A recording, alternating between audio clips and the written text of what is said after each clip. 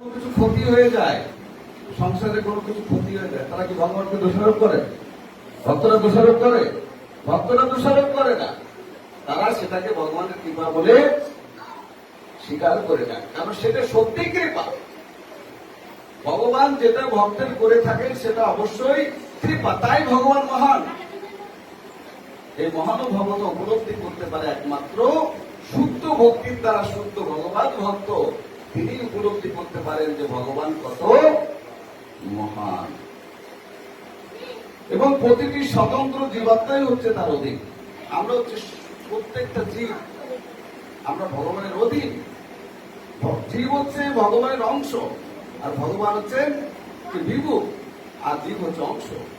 সুতরাং অংশের কাজ সারা জীবনই সেই পরম প্রভু পরম নিয়ন্ত পরমেশ্বর ভগবান শ্রীকৃষ্ণের সেবা সম্পাদন করা, এটি হচ্ছে অধীনত্ব। প্রতিটি জীবের কর্তব্য ভগবানের সেবা করা। প্রভুপাদ পাশ্চাত্য দেশে গিয়ে বলেছিলেন যে দেখো, প্রত্যেকটি জীবের কিন্তু উচিত ভগবানের সেবা করা। ভগবান কি? জিওডি গড, গডের সেবা করা। যদি কেউ গডের সেবা না করে, প্রভুপাদ বলছেন যে গডকে ঘুরালে কি হয়? জিওডি গড আর ডিওজি ডগ।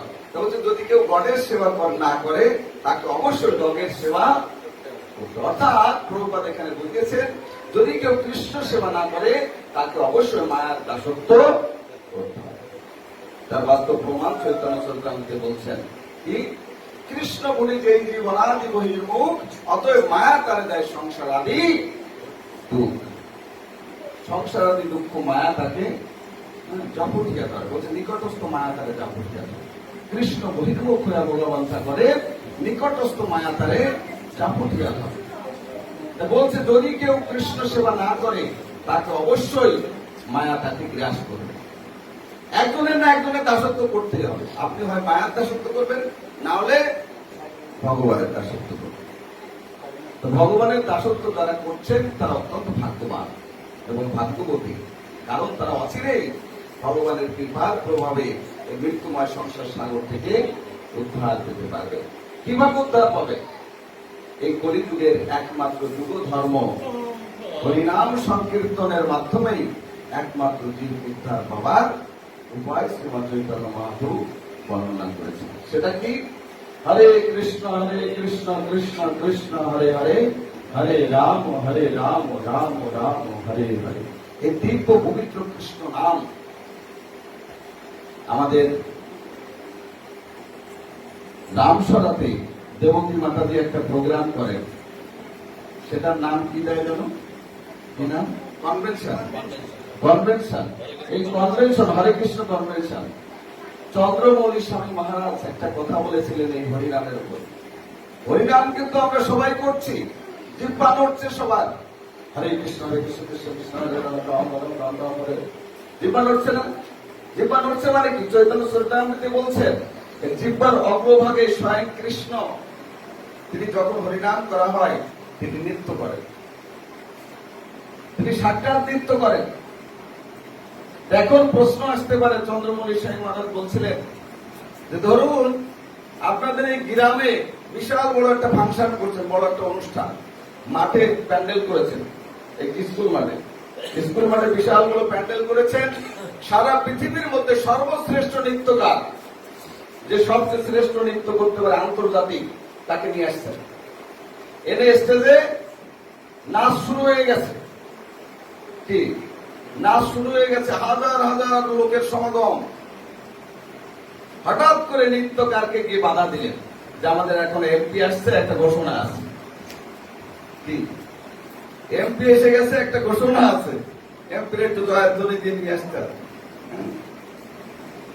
তা বলছে সারা বিশ্বব্যাপী তার খ্যাতনামা যে আন্তর্জাতিক নৃত্যকার, তাকে যদি 1 মিনিট বা 2 মিনিট বা 5 মিনিটের জন্য এরকম স্তব্ধ করে দেওয়া হয়, সে অপমানিত হবে কিনা? অপমানিত হবে না? আমি এত বড় একজন নৃত্যকার, আর আমাকে আইসি কোথায় এমপি আসছে তাকে দিয়ে আমার বাধা দিয়ে দিল। পরবর্তী কোনদিন যদি ভুল করেও তার কাছে নিমন্ত্রণ পত্র পাঠান, সে কিন্তু আর স্টেজে আসবে না। তদ্রূপ জিহ্বা হচ্ছে একটা স্টেজ। বহু তপস্যা করে, হরিনাম করে, মঙ্গল আরতি করে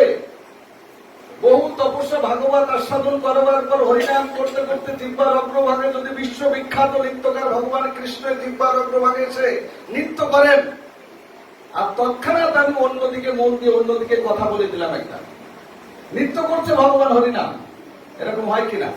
হরে কৃষ্ণ। এই কোথা থেকে আসছি, ভালো আছিস? হরে কৃষ্ণ বলে কোথা থেকে আসছি, ভালো আছিস? তার মানে ঘোষণা একটা হয়ে গেছে, আর নৃত্যকার ডিস্টার্ব।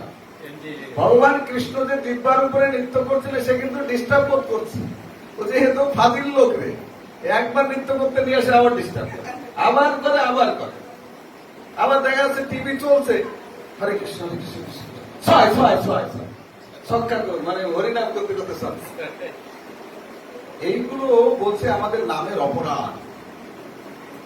নাম সবাই করছে জগতে, এই নামের উপরে বহুত সেমিনার দিয়েছে আমাদের। এই নামের উপরে যদি আমরা আলোচনা করি কয়েকদিন কেটে যাবে শুধু নামের উপর, এই হরিনামের উপর। যাই হোক, নামের শুধু এইটুকু বলতে চাই যে আমরা যতটুকু যে হরিনাম করছি, হরিনামটা যেন হয় হৃদয়ের অন্তঃস্থল থেকে।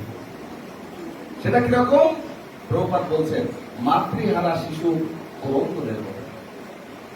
মা হারা শিশু মাকে পাওয়ার জন্য যেমন করে ক্রন্দন করে, ঠিক তেমন করে আমাদেরকে হরিনাম করতে হবে, তবেই হরিনামের কৃপা হলেও হতে পারে। কারণ এই কলিযুগে ভগবান সাক্ষাৎ, দাপর যুগে ভগবান ছিলেন স্বয়ং কৃষ্ণ, তিনি আবির্ভূত হয়েছিলেন। কিন্তু এই কলিযুগে ভগবান আমরা পেয়েছি 6 জায়গা। কয় জায়গা? ভগবান 6 জায়গায় সাক্ষাৎ আমরা দর্শন করতে পারি। 6 জায়গা। কোথায় কোথায়? ভাগবতে প্রথম বললেন হরিনামের মধ্যে নাম নামই অভেদ, অর্থাৎ স্বয়ং হরিনামই হচ্ছে স্বয়ং কৃষ্ণ ভগবান। আর ভাগবত সাক্ষাৎ, ভাগবত হচ্ছে ভগবানের বাংময় বিগ্রহ। কি হচ্ছে? নাম ভাগবত আর শ্রী বিগ্রহ। মন্দিরের মধ্যে শ্রী বিগ্রহ যার নিত্য সেবা পুজো হয়, সেখানে সাক্ষাৎ ভগবান আবির্ভূত হয়। তাহলে ভগবান কয় জায়গায় পেলাম? কয় জায়গায় ভগবান পেলাম? ভাগবত, হরিনাম আর শ্রী বিগ্রহ, 3 জায়গায়। আর 3 জায়গায় কোথায়? আর 3 জায়গায় কোথায়? তুলসী দেবীতে। তুলসী দেবীতে সাক্ষাৎ কৃষ্ণ বিরাজমান, সেখানে সাক্ষাৎ তুলসী শালগ্রাম শিলারূপে। তিনি সবসময় তুলসীতে অবস্থান করেন। কারো শালগ্রাম দেখা আছে? শালগ্রাম দেখছেন? ওই শালগ্রামকে পুরো সব তুলসী দিয়ে সবসময় ঘিরে রাখতে হবে। শালগ্রাম তুলসী বিবাহ শুনেছেন? তুলসী সাক্ষাৎ কৃষ্ণ বিরাজমান। কয় জায়গায় পেলাম? 4 জায়গায়। গঙ্গাতে সাক্ষাৎ কৃষ্ণ। এই কলিযুগের তীর্থ কোনটি? কোনটা? গঙ্গা। দেখবেন মানুষ সব গঙ্গার দিকে দাবিত, সেখানে একটু স্নান করলে মনে করে যে পাপ থেকে মুক্ত হয়ে যায়। গঙ্গা, কারণ সেটা গঙ্গার এসে ভগবানের চরণ চরণ থেকে এই জগতে এসছে। হচ্ছে গঙ্গা, তুলসী দেবী। আর এক জায়গায় কোথায়? কয় জায়গা হলো? আর এক জায়গায় কোথায়? তোমার হৃদয়ে সদা গোবিন্দ বিশ্রাম, গোবিন্দ কহেন মম বৈষ্ণব পরাণ। আর এক জায়গায় গোবিন্দ কোথায়? বৈষ্ণব হৃদয় সাক্ষাৎ। বলছে বৈষ্ণব হৃদয়ে সাক্ষাৎ গোবিন্দ বিশ্রাম করেন। যদি কেউ ভগবানের সেবা নাও করতে পারে, যদি কেউ তুলসী দেবী সেবা করে, গঙ্গা সেবা করে, ভক্তের সেবা করে, এর থেকে বড় পাওয়া আছে। বলতে ভগবানের থেকে ভক্ত সেবা আরো শ্রেষ্ঠ বলা হয়েছে। কেন? চৈতন্য মহাপ্রভু যখন কাশীতে গিয়েছিলেন, মানে গয়াতে, গয়া কাশী, গয়াতে গিয়েছিলেন, বিষ্ণু পাদ পদ্ম দর্শন করে তিনি চোখের জলে বক্ষ ভাসিয়ে দিয়েছিলেন। আর সেখান থেকে সেই জল মহাপ্রভুর চোখে দর্শন করে ঈশ্বর পরিপাদ মহাপ্রভু পিছনে পিছনে দৌড় শুরু করেছিলেন যে একে দীক্ষা দিতে হবে। এর মধ্যে প্রেম আছে। মহাপ্রভু দৌড়চ্ছেন হা কৃষ্ণ বলে, আর ঈশ্বর পরিপাদ সেই শিষ্যর পিছনে, মহাপ্রভুর পিছনে পিছনে দৌড়াচ্ছে। এক পর্যায়ে মহাপ্রভুকে ধরে দীক্ষা দিলেন। দীক্ষা দেওয়ার পরে মহাপ্রভু আরো পাগলের মতো হয়ে গেছে। কিবা মন্ত্র দিলা গোসাই, কিবা তার বল,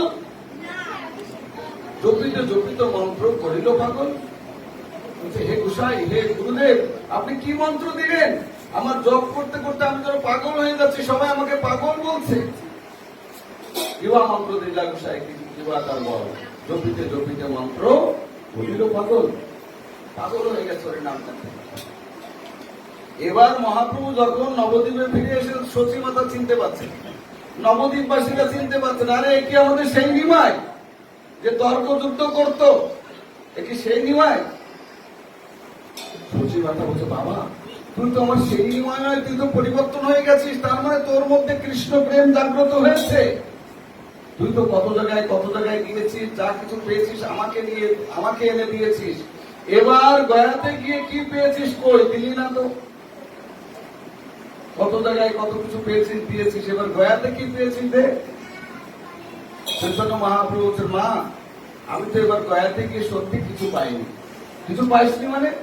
পুরো পরিবর্তন। আমি তো দেখছি তোর ভিতরে কৃষ্ণ প্রেমের বন্যা হচ্ছে, আমাকে কৃষ্ণ প্রেম দে বাবা। সচিমাতা চাইছেন সন্তানের কাছে কৃষ্ণ প্রেম। সঙ্গে সঙ্গে মহাপ্রভু বলেন, মা কৃষ্ণ প্রেমের লেশ মাত্র আমাতে নেই। এই বলে ক্রন্দন করে গড়াগড়ি যাচ্ছেন মহাপ্রভু। সঙ্গে সঙ্গে সচিমাতা বললেন, মহাপ্রভু উঠে বললেন, মা তুমি যদি সত্যি কৃষ্ণ প্রেম পেতে চাও, তা কৃষ্ণ প্রেমের পাওয়ার একটা পন্থা আমি তোমাকে বলে দিতে পারি, কিন্তু কৃষ্ণ প্রেম আমাতে নাই। যার আছে সে বলে যে কিছু নেই, আর যার নেই সে ফটফটানি করে সবসময় আমরা সব আছি।